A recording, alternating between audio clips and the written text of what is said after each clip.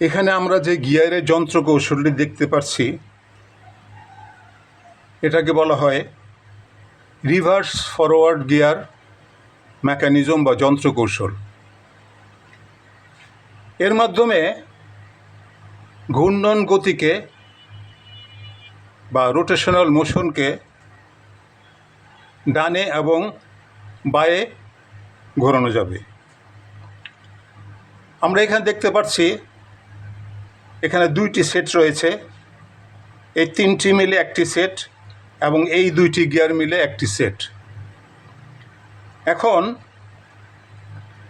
নিচের যে লাইনটি এটা ড্রাইভ গিয়ার সেট বা চালক গিয়ার সেট এবং উপরের লাইনটি ড্রিভেন বা চালিকা গিয়ার সেট। এখন আমি যদি এইভাবে আমি নিচের গিয়ারটিকে আমি ডান দিকে ঘুরাই, তো সবচেয়ে উপরের যে ছোট সেটটি গিয়ারটি এটাও ডান দিয়ে ঘুরবে।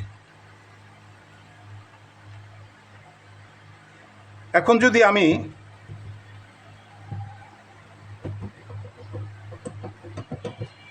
এই সেটটি আমি বাঁ দিকে নেই, দেখতে বাঁ দিকে লাগানো আছে।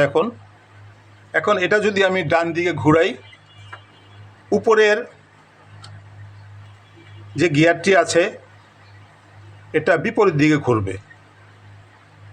দেখতে পাচ্ছেন এটা বিপরীত দিকে ঘুরছে।